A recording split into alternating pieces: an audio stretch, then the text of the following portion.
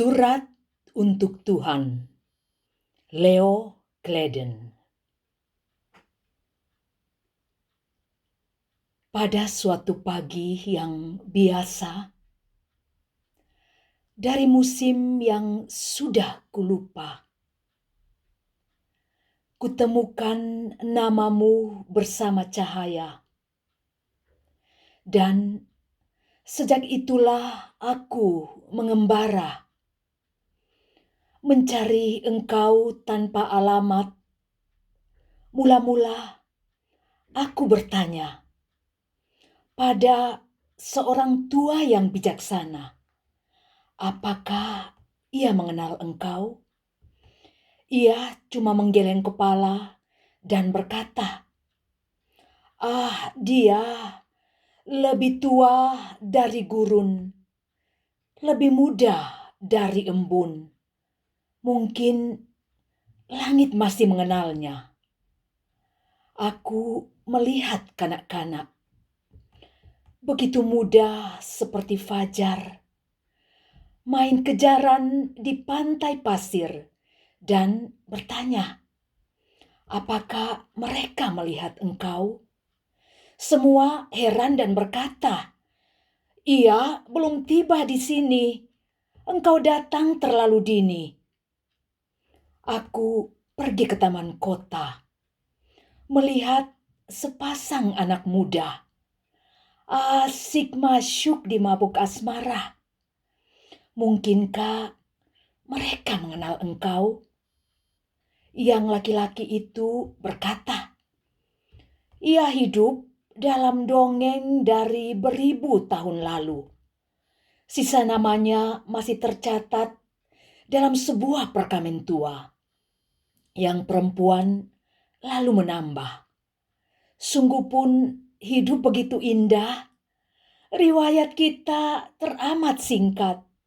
Pengembara, mengapa mencari yang sia-sia? Aku mencatat sementara, lebih tua dari gurun, lebih muda dari embun. Engkau hidup dalam dongeng dari beribu tahun lalu. Apakah namamu sia-sia dan aku datang terlalu dini? Bertahun-tahun kemudian, aku mencari seorang filsuf yang berjalan siang hari dengan lampu menyala di tangan karena bertarung mencari yang benar. Mungkinkah dia mengenal engkau? Sewaktu kami di jalan bertemu, ia besarkan nyala lampu, lalu mendugai lubuk mataku, berseru, "Pengembara, kita sama pejalan jauh menuju langit yang tak terjangkau." Tentang dia, aku hanya bisa bertanya. Filsuf tak pernah punya jawaban. Mungkin sang nabi lebih tahu. Aku pergi kepada sang nabi dan berkata dengan taksim, "Salam padamu, pewarta firman. Aku yakin, wahai nabi, engkau tahu yang kucari. Ceritakan padaku tentang dia." Ia menjawab, "Aku bukan seorang nabi.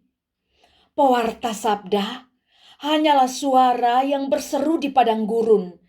Siapkanlah jalan Tuhan, luruskanlah lorong-lorongnya." Aku belum melihat wajahnya, dan para nabi sepanjang zaman tidak pernah melihat dia. Dialah cahaya maha cahaya yang memijari matahari dan menyinari lubuk hati. Ia menuntun orang buta, membimbing langkah pengembara, sedang mata kita yang fana tak bisa menangkap maha cahaya.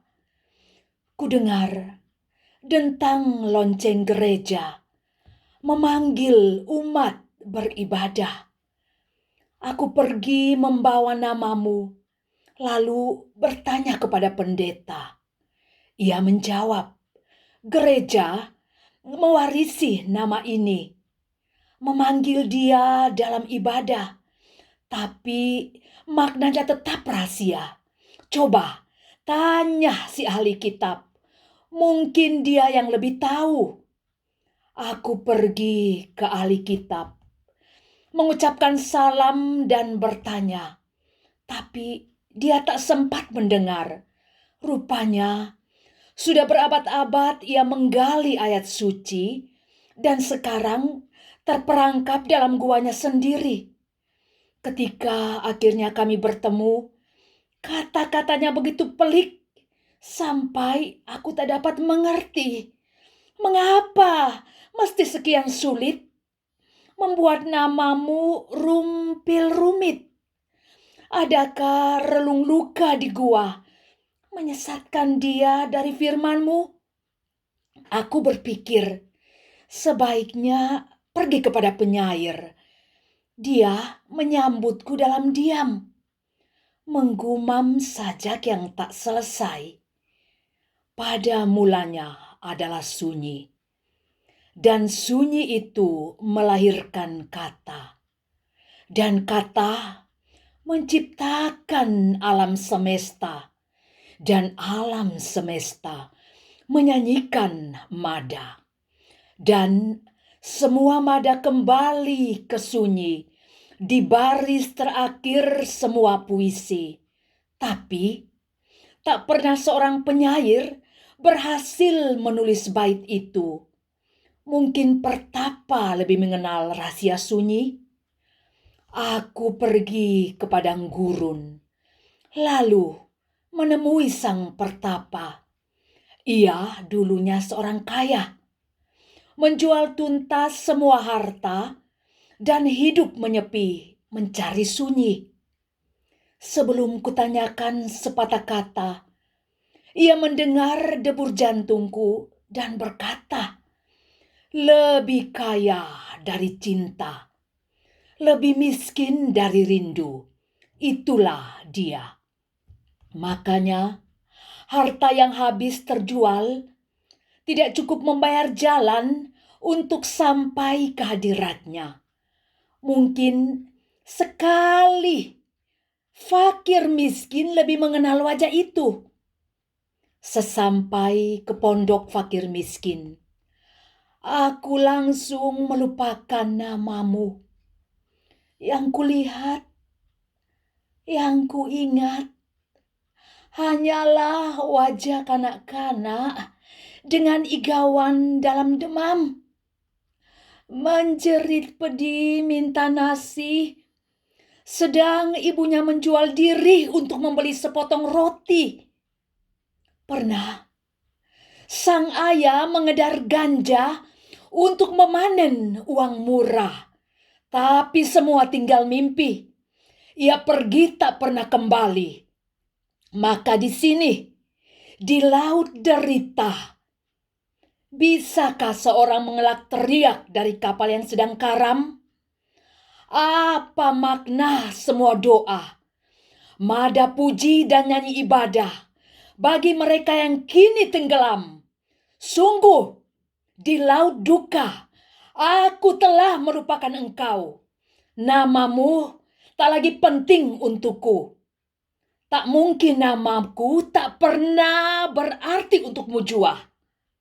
Tapi, mengapa di siang ini, ketika hibuk dalam letih, sesudah hilang semua pamrih, tiada terduga engkau tiba.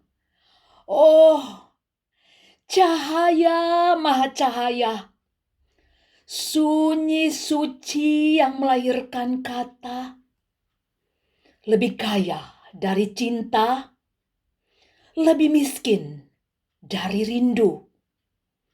Di tengah wajah kanak-kanak lapar, aku sujud menyembah engkau.